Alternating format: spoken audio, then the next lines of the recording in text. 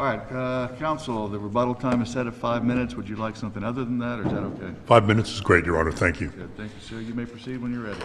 May it please the court, Elliot Shurker on behalf of City National Bank. Signature Land's principal, Stephen Leggett, sought to rezone City National's trust property for his own benefit because he wanted to buy and develop the property, and the political winds were right, he believed, for rezoning the property for residential development. He acted at his own risk, as he acknowledged to trust beneficiary Leonard Abbas, quoting from the record at 2256, "If for any unforeseen reason we are not able to continue, I will walk away from this project with no argument about the costs I have incurred, and City National's property will have an added value free of charge." At what point was that? That was in April of 2015. No, don't give me a date. Give me the timeline. That was after. It seems like that was written pretty late in the process. That's correct, Your Honor. Yeah. That's when Leggett was trying to buy the property, insisting that he pay the pre-rezoning price of $6 million from 2013. Yeah, that was after the rezoning had already occurred. That's correct, Your Honor. Okay. All right. So maybe not as helpful for you as if it had been stated well before the rezoning. There was no contact before the rezoning. Well, I'm just saying that would help your case a lot more if it was much earlier, correct? Do you agree? Well, my point, Your Honor, is he has it exactly right. This was an unrequested benefit conferred voluntarily for Leggett's own benefit. And the question on this appeal... Well, they anticipated, I mean, it was at least... there was an anticipation that there would be a sale of the property, right? I mean, at least on his part. Completely unilateral, Your Honor. Okay. The deal fell apart when he couldn't finance it in 2013. And there was no contact between Signature Land and the beneficiaries. Instead, Leggett and Ruckman, the real estate broker, went off on their own, submitted an application in City National's name. Let's assume for a moment, just theoretical question. Let's assume for a moment that Ruckman was at least an apparent agent. Okay, let's just assume that for a moment. Then now, what was it done without contact? Then you said it was done without any contact with the beneficiaries. But if Ruckman was an apparent agent, then that's no longer true, correct? If Ruckman was an apparent agent, they have a lot better case. But the testimony from Leggett, was that we did nothing. The beneficiaries did nothing to constitute Ruckman as an apparent agent. What he said was that neither City National nor the beneficiaries made any representation to create an appearance of Ruckman's authority to act for City National. That's transcript volume 2 at pages 189 through 90. Nor, more importantly, did he rely on any representations by City National regarding Ruckman's authority. And Ruckman told him, and this is also undisputed, that he had no authority to sign the application. So there's no basis for apparent agency whatsoever. Of course, that would change the case considerably, but there's no basis for apparent agency. If there was apparent agency, then, so I understand what you're saying, fair enough. But if there were apparent agency in this case, right, then how would the analysis go as far as an unjust enrichment claim? I mean, I could still imagine a situation where Ruckman says, hey, do what you want, you know, I don't know if we'll come to a deal or not. Maybe we will, maybe we won't. But do, you know, at your own risk. And it seems like in that situation that there would not be a claim for unjust enrichment. Do you agree? If Ruckman was the agent, apparent or otherwise, right. There's no claim of actual agency, Correct. Of course. If he was the agent, apparent or otherwise, that would definitely shine a different light, and there's no question about that. But I'm saying even then, you wouldn't necessarily have an unjust enrichment claim, or would you? Right. Actually, Your Honor, you think you would? So if Ruckman says, hey, go ahead, do it at your own risk, though, because I don't know if we're going to have a deal. But if you want to do that at your own risk, hoping that there is a deal, go ahead. You think there's an unjust enrichment claim? Yes, there? Your Honor, I do. Okay. Leggett was acting on his own hook. In his own words, he was gambling. He says, that's what I do for a living. And he was gambling that he'd be able to go back to the beneficiaries and say, please sell me the property. at the original price. Now, the letter I was quoting from at 2256, the email letter, is rather a rather extensive history that Mr. Leggett sends. It's not just a one-word dash-off or one-paragraph dash-off of an email. This was dated April 22nd, 2015, and it's directed to the beneficiaries. It goes through the entire history of what he was doing. And what he says in so many words is, I went ahead and started the rezoning process. Potential investors wanted the zoning in place. I take an active role in Jacksonville politics. Our district councilman indicated that he could support the project, but he was going to be term limited. With the rezoning process taking 4 months, I knew we needed to get started. He said further, 2255, I honestly was never concerned about the fact that we didn't have a signed contract because I continued to work with Ruckman on the project, and we believed the price in the previous agreement would be acceptable, with no indication whatsoever that that was true as to the beneficiaries. It was 2 years later, and there was no indication whatsoever. I respectfully ask you to honor the negotiated price. What he wanted to do was this: get the property improved with the rezoning, then buy it for the 2013 price. And he insisted on, and then he also said in the same letter, however, that if you want to go and get appraisals, that's fine with me. If you agree, I will pay the highest amount of either of the two appraisals with the negotiated price. That was his offer to the beneficiaries, and they went out and had it appraised and then offered to sell it for $8.5 million. So we took him at his word and said, fine, here's the appraised price. He refused. So his deal is this: sell me the property for $6.5 million, as I could have bought it in 2013. I get the benefit of the higher value of the property, of approximately $2.5 million, which is what he got out of the jury, for the simple cost of what it cost me to do it, and that's never been proved. They never sought that as damages. Or if you don't, I'm going to sue you for unjust enrichment and get the same $2.5 million. It was a heads I win, tails you lose. Talk to us briefly about the effect. So you say that there's no apparent agency, and you make that point for the entire timeline, but talk to us about the effect once you had notice that he was doing this, that Ruckman had signed as the owner to give him the ability to do this, and you didn't put the brakes on it. Yes, Your Honor, that's a fair question. This is putting the onus on the innocent recipient who receives some notice. Now, there was different notice at different times, and we need to be precise. What happened was initially a form notice went out from the city of Jacksonville to City National Bank. It ended up at the bank, and that's the end of what the testimony is as to who knew what. Now, everybody agrees this is a Florida land trust, and of course my opponents rely most heavily on what the beneficiaries knew and said. So I don't think they can get very far with that piece of paper living in the bank. The second thing that happened was Ruckman, on his own hook, went to the other family involved in this, the Tredenicks, who everybody knew wanted to sell this property, and that's the only reason the trustees were selling the property in the first place in 2013, was because the Tredenicks needed to monetize the property. He went to the Tredenicks to try to convince them to authorize the trustee to do the sale and to sign off on this contract that nobody else ever saw. Now, what the undisputed testimony from the Tredenicks was, everybody knew, and I'm sure my opponents will concede, that Mr. Abbas spoke for the trustees, that he was the representative of the trustees. And the testimony from the Trednick family was, no one came to us. Don Ruckman, who'd been working with the Abbas family for 40 years, never came to us with any offer or any deal that hadn't gone through Mr. Abbas. So when he came to us with this, we assumed that Mr. Abbas had approved it, and the email traffic afterwards shows that that's absolutely true. So the notice, if you will, of what was going on was not in the form of, we are rezoning your property and we would like to buy that property at the 2013 price. Nothing like that ever happened. And when Mr. Abbas found out, his shock and surprise is clear on the face of the record in his testimony and in the contemporaneous documentation. That he was stunned that somehow Don Ruckman had gotten together with Leggett to do this. Before the rezoning occurred, did they find out before? Before the rezoning, yes. Yes, they did.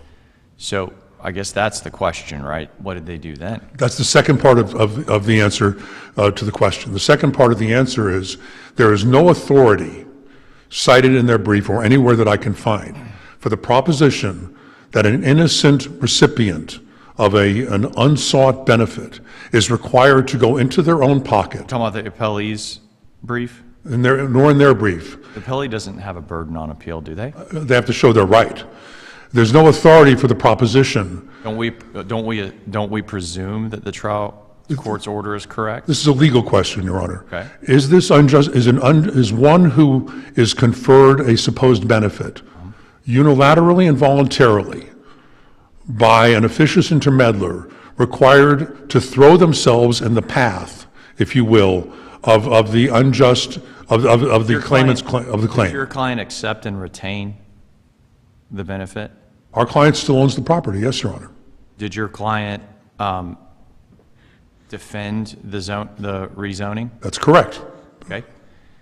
Could that be viewed as acceptance and retention of the conferred benefit? We have to look at the circumstances to answer that question. Okay. What we were told was two things by Leggett and Ruckman. We were told, first of all, the part that I read at the beginning of this, of my argument, if we don't have a deal, I'm walking away. So we knew that. We also knew, because Ruckman was importuning the Trednicks, who he knew wanted to sell the property. This is what's going to happen. We have unleashed a firestorm, that's their own words, of opposition to this project. Citizens were up in arms about the rezoning, and were fighting to oppose it. If you lose... I understand there may be reasons why they felt that they wanted to or needed to accept and retain the benefit. I get that, but does that change the fact that they accepted and retained the benefit? Your Honor, I'm more specifically answering the question of their defense of the rezoning. Right. They were being told that if you lose, Understand. this will affect the value of your properties. Read that in the record. I understand. So the question, was this a voluntary, the unjust enrichment question, was this a voluntary acceptance, or was this playing the hand that was dealt by the officious intermeddler? If I'm selling my house... Fair enough. So when you point out that, well, okay, so you have the defending it afterwards, but then you also have that you knew before the rezoning occurred, and you didn't jump, not you, obviously, your clients didn't jump in to say, hey, stop, right? So when you put the two together, why is that not competent, at least competent substantial evidence for the fact finder to say, hey, you accepted and retained the benefit? We submit it's a legal question, Your Honor. Okay. Which is why we're comfortable bringing it before this court after a jury trial. The legal question is, does a property owner who becomes aware of an unrequested, unsolicited benefit have an obligation to leap in and stop the activities of the officious intermeddler? And we rely in particular on Judge Posner's example that we quote in the reply brief of sitting on your back porch, having an afternoon drink, and itinerant musicians come up and entertain you, and then when you decide not to pay them, run to court and claim they unjustly enriched you. Well, you knew that they were conferring a benefit on you. They were providing you a very pleasant afternoon. Are you required to jump out and say stop? And I can't find any authority for that proposition. It goes to the question of voluntary acceptance as opposed to knowledge.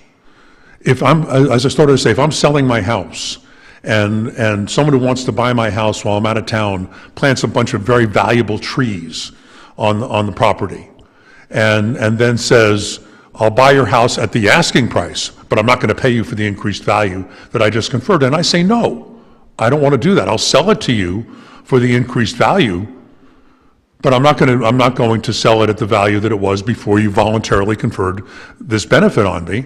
And the answer to that is, well, then fine, I get you the other way and I sue you for unjust enrichment. I create what I believe we fairly call a Hobson's choice. Either you sell me the property at a reduced price, not what it's worth, or it's an unjust enrichment claim. And we submit that's not the stuff of which an unjust Rely enrichment. heavily on the restatement, the third. I do, Your Honor. The third restatement, correct? I do, Your Honor. I didn't see any any Florida case adopting the third restatement. Not that that's dispositive, but it certainly would be of interest. Did I miss one? We cite at least 4 cases Right. in which the restatement is looked to by the Florida courts. There's no Florida Supreme Court case that expressly adopts the restatement as the law of Florida, but the courts frequently look to the restatement, and we submit these are basic unjust enrichment principles. And we particularly commend Section 30, Comment C, which expressly addresses exactly this situation. And the only case we can find in the country on this is the case from Idaho that we cited in our brief, where a party voluntarily rezoned property and then claimed unjust enrichment when, because of a boundary dispute, it ended up the neighbor's property. They said, you voluntarily rezoned it, no one asked you to do it, and you don't get the benefit, you don't get to recover the benefit of doing that. I'm aware that I'm at my rebuttal time, Judge Harris, but I would like to touch on damages before I sit down. If I use up my time, then so be it. We submit that unjust enrichment damages under Florida law, even if liability stands, do not authorize the jury's award. The jury rejected the plaintiff's claim. The plaintiff's claim is that the property was worth $3.5 million before rezoning and was worth $9 million after the rezoning. And they requested $5.5 million. The jury rejected that and awarded approximately $2.5 million, which was the difference between the offering price in 2013, which plaintiffs concede at record 1561 was not the value of the property, and the offering price, the unaccepted offer in 2015, which Florida law says is not a marker of value. So we have 2 non-markers of value that the jury selected on its own as establishing the $2.5 million in damages. We rely on this court's decision in American Safety. Damages cannot be based on speculation, conjecture, or guesswork in an unjust enrichment case as in any other case. The only other point I'd like to make on damages before I sit down and rely on my brief for the rest of the argument is that Leggett testified that he had an investor. He couldn't close without this investor. He needed a huge cash infusion to close. And he had no operating agreement with the investor, Mr. Sorensen, at all. He said his share of the ultimate deal could be 50%, could be as little as 25% if they ever came to an operating agreement. He recovered the entire $2.5 million, which he never would have gotten had he done the deal that would have allowed him to buy the property. That's exactly the third DCA Alvarez case, where a 50-50 split was created out of whole cloth, and they could not recover those damages. Again, complete and total failure to prove any damages, even if the liability verdict can stand. Thank you very much. All right, thank you, sir.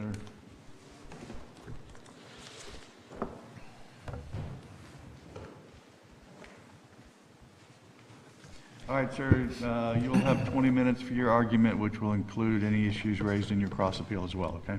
May I review any time for rebuttal only on the cross appeal issue? Just the 20 minutes, okay? All right, thank you, Your Honor. May it please the court, my name is Jeffrey Regan of Regan Atwood, Jacksonville, Florida. I have with me at council table today Mr. Charles Walker of Bloodworth Flick and Walker in Orlando, and in the courtroom today is Mr. Stephen Leggett, who is the client representative of the appellees in this case. Counsel, I'm not sure the question is as important, given your opposing counsel's argument, but under the sort of the elements of unjust enrichment, if we had a situation where you were the owner of a property and I came to you and I said, hey, I know that I don't know if we'll have a deal or not. You won't tell me there's going to be a deal, but gee, I really hope that you and I can come to a deal, but I need to make some improvements because of time issues, and I'm just going to do that. And I understand that it's at my own risk. How would that meet the third element? It would be inequitable for the defendant to retain the benefit without paying for it. Yes, sir, and I understood that's the fourth benefit, that it really would be inequitable or unjust. How would it be unjust when I've said, hey, I understand I'm totally on me, and I understand I'm totally taking a risk here, and you're not agreeing to anything, but I'm just going to do this because I'm hoping on hope, right? How is that inequitable at that point? Under those facts that you've stated, that may not be unequitable. That's not even remotely similar to the facts of this case. Give me 1 minute on why not, or 45 seconds. On the facts of On this case, right? Mhm. Okay, the issues on this case is there had been a fully negotiated contract for $6,025,000 that did not close. There had been contracts for the exact same amount that the parties had written out that simply hadn't been signed, and the representations had always been, you're going to get the deal for the $6,025,000. So it's not the analogy that you put up, which would be an imperfect analogy. You're talking about It is much different. representations from Ruckman? Yes, sir, Ruckman. But it goes beyond Ruckman, because the Trednicks, who were people with the power of direction to tell this trustee, you have to sell this property for $6,025,000, knew the rezoning was going on, had the notice of rezoning from the city in their records, had even signed the direction to the trustee to sign the contract for $6,025,000, and were fully aware of that zoning going on.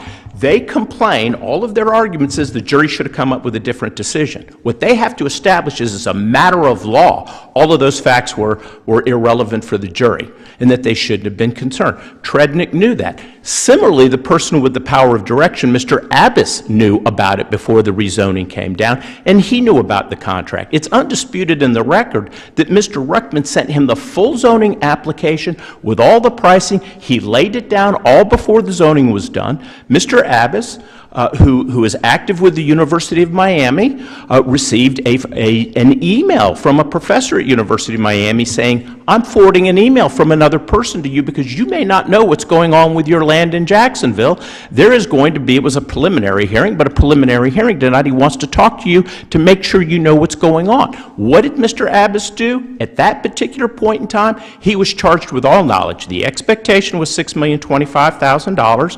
We were going to sell it after the rezoning of this property for that dollar amount. He knew all about the rezoning application. He knew there was a hearing coming up. And what did he do with the email? He forwards it to Mr. Ruckman saying, I'm not going to call him. I'm not going to do anything about it. He was fully apprised before any rezoning occurred, both of the parties with the power of direction. Those facts overwhelmingly support the jury's verdict here on the facts that there was knowledge that this was being done by the parties. That's element number, first, element number one, they've never contested a benefit was conferred. It doubled the number of lots. Element number two, the defendants have knowledge of the benefit. Well, I just told you why the persons who can tell the trustee what you have to do had knowledge, and our briefs go through why under a land trust their knowledge must be imputed to the trustee. But if we look at the facts here, the trustee had knowledge. The trustee at least was given the knowledge whether they wanted to look at it. It's undisputed in the record that the city of Jacksonville sent not one, not two, but 3 notices of the very first preliminary rezoning meeting that would occur on this property to the trustee in Miami, Florida. 3 of them were sent to them. They were mailed at least 2 weeks before that prior hearing. That notice was also in the Trednick's records. The jury could easily have inferred that the Trednicks got that notice of the rezoning that is in their corporate records from where? From the trustee it was sent to. Why don't you briefly talk to us about apparent authority? What evidence, what's the best evidence to support the apparent authority issue? Right. The best evidence of the apparent authority begins with the 2013 contract. The evidence at this trial was that Mr. Ruckman was the only representative of the trust in Jacksonville, Florida. He was the only person that managed the trust and the trust property in Jacksonville, Florida. He was paid a monthly management fee to do so on that property. He was the only person that you could contact, the only person you were allowed to speak with even about any potential purchase of this property was Mr. Ruckman. He was the only person that did any of the negotiations of the 2013 contract with Mr. Leggett. The negotiations and representations he made with Mr. Leggett under that contract were approved by the beneficiaries having the power of direction and then signed off on by the trustee. They went up to the closing and then Mr. Leggett couldn't fund it and he defaulted. After he defaulted, the attorney for the trust who was going to do the closing sent a letter out, we're taking your $200,000 deposit because you've defaulted. If your circumstances, meaning your financial circumstances, change, contact Mr. Ruckman. That's what it says in the letter that's in evidence to them. So what did he do? He did just that. He contacted Mr. Ruckman. And then they went through this whole series for another year in which they talked about the property, and Mr. Ruckman said, when you get another investor, we'll go to close the property. He did get another investor, Mr. Robin Sorensen, the founder of Subway sandwiches, of that huge national franchise, was going to be his other investor.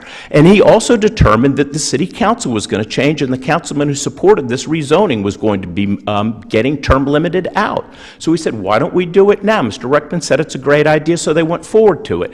So Ruckman has all of the knowledge. They go forward with the rezoning. All of that gets sent to the trustee. It all ends up in the beneficiary's records. Both of the beneficiaries with the power of direction know all of the facts, everything, before any passage of this rezoning. While there's still just preliminary hearings going on, they do nothing. They stand by and do nothing. They don't call the city of Jacksonville and say, hey, city of Jacksonville, Mr. Ruckman didn't have authority to sign that. He shouldn't have done that. Stop the rezoning. They didn't ask, at least defer the rezoning hearings for another hearing. There was testimony at the trial from Mr. Leggett. They deferred it once before when they found out how much public opposition there was going to be. Everybody wanted to regroup and figure out how to deal with it, okay? So none of those things were going. They Opposing allowed it to go counsel through. says this is a pure legal question, and that you are asking us to create a legal onus where one doesn't exist for them to have to intervene and stop what was happening. Can you address that for us? Yes, sir. I don't think that that's a legal issue at all that's required that you intervene. The elements of unjust enrichment are simply that a benefit's conferred uncontested, that you have knowledge. We've established there is knowledge so many different ways here before it was done. And then there is the acceptance element of this, and there's the unjust element of it, okay? And so the jury has to determine what is unjust. And this goes to the damages issues raised too, okay?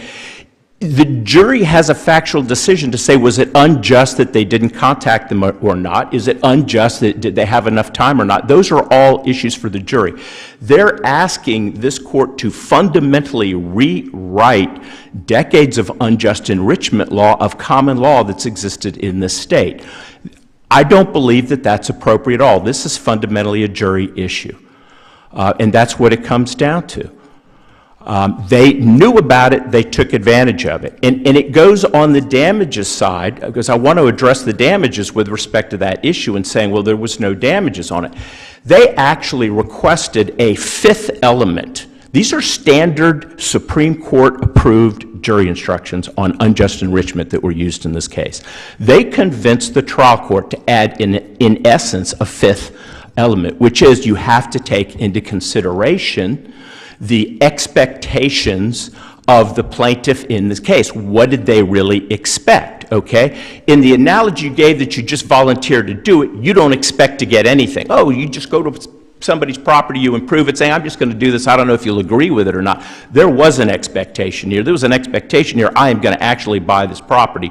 I'm going to get it for $6 million, and I'm going to get some of the benefit of this rezoning, okay? And so that goes to that whole unjust rich element that exists on that. So the jury had all of that evidence, and they were allowed to weigh it, and they were allowed to argue it, which they did to the jury, but the jury just simply didn't accept it.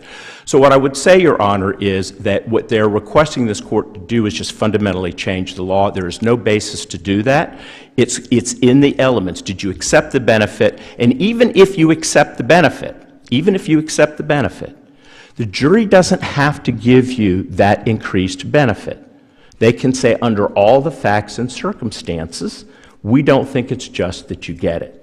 And that is one of the four elements that goes to the jury. That's not a matter of law issue for the court. I will say there certainly could be some circumstances under which that might rise to a legal issue. For example, in the Montage versus Athlete Tech case that was cited to it, and it's much different than our case here, okay? There was a joint venture, and the lost profits from the illegal use of the computer source code, the plaintiff only owned 50%. The plaintiff in this case is Signature Land and Edward Creek Signature. Those are the plaintiffs in the case. They're corporations. They're not the individuals. In the Montage case that was cited to, The plaintiff in that case was the actual owner of the only 50%. They were the same identity, which is different from this case.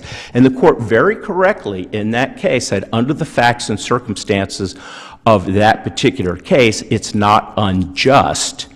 Okay, you have to reduce them. The lost profits are 100% of the profits, but he only owned 50% of the 100 of profits as the plaintiff.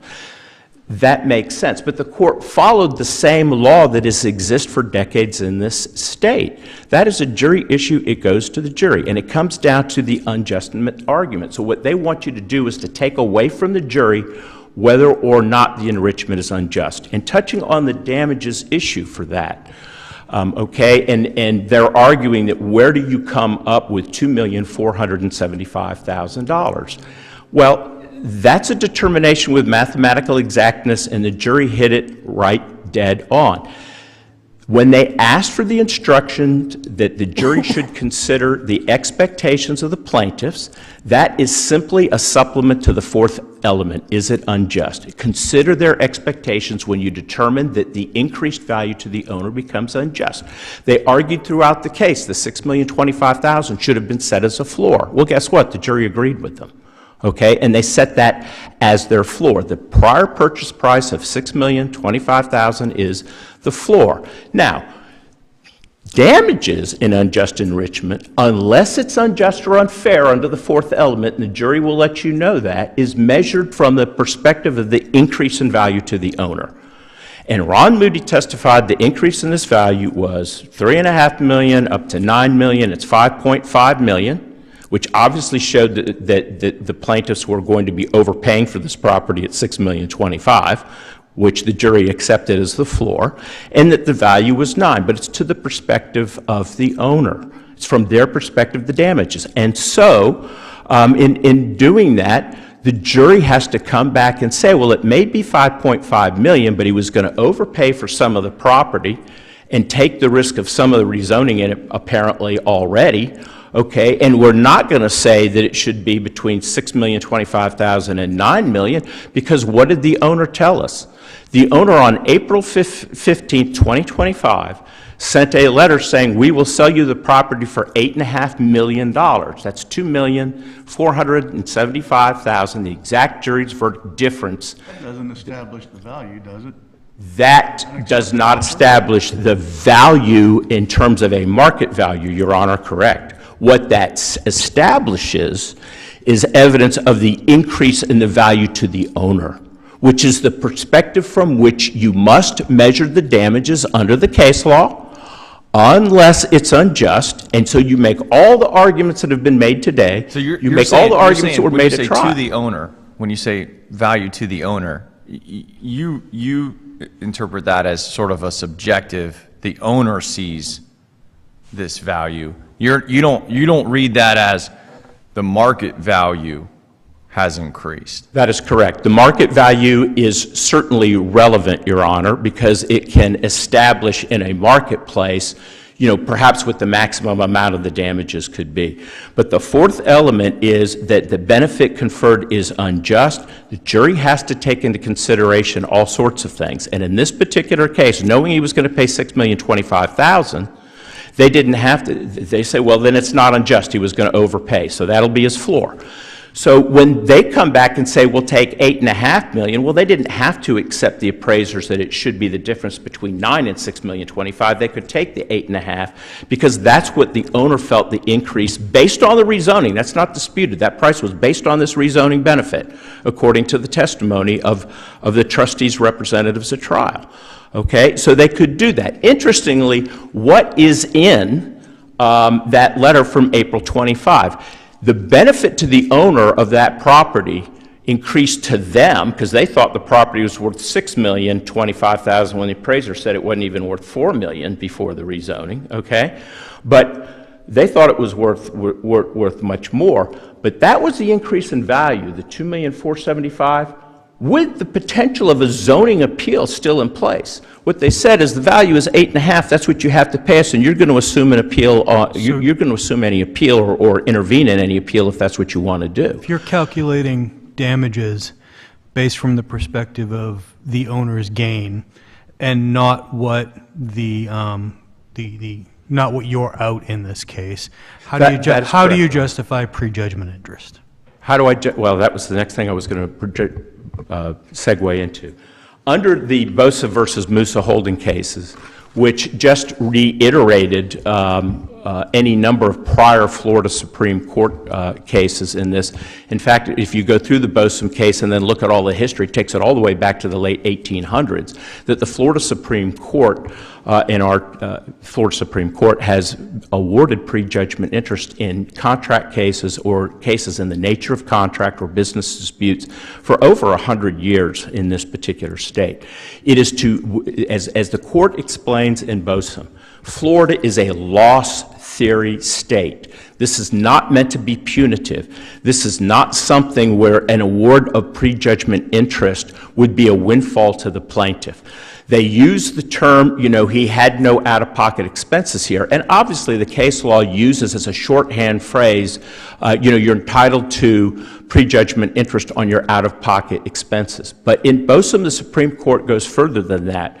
They say, well, once the jury liquidates your amount due as of a time certain, that was the date you suffered your loss. Whether it was directly money you paid or not, it's the functional equivalent at that time, because that you were out of pocket as of that date. And so in order to get the time value of your money, you need to get the prejudgment interest on that. And that was all that was asked for here.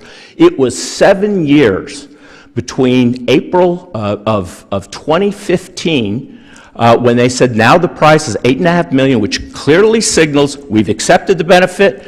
It's $2.475 million increased benefit to us, was on that specific date when they communicated that letter. We would say as a matter of law that's the date. If not, it should have gone to the jury, but they convinced the judge not to let the jury answer an interrogatory verdict on the date of loss. And that's invited error. They can't complain about that now.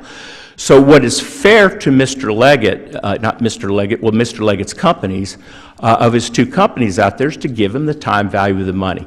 The precedent that is created if you don't do that is you encourage the defendants out there to keep benefits and to argue and delay because they get the time value of that. That, for all we know, and while this didn't happen, after there was no closing and this fell through, they could have sold the property to somebody else for $8.5 million, and then they could have used that $8.5 million to invest it and make more money because it's got a time value to it. Or they could have just sat on the land like they did, and they could turn around and sell it the day after this appeal is decided if they lose it. And they could sell it for whatever today's market rates are, and they're getting the time value of the improvement that was made back in 2015 because of that zoning. So to not award prejudgment interest in this case, in our view, is being punitive to the plaintiffs and the appellees in this case. What we would ask the court to do is to affirm the verdict, the jury's verdict below, but to reverse for entry of prejudgment interest from the date of that April 15, 2015 letter when all of the elements of unjust enrichment had occurred, or remand it for the court to enter an award of the prejudgment interest. Thank you. Thank you.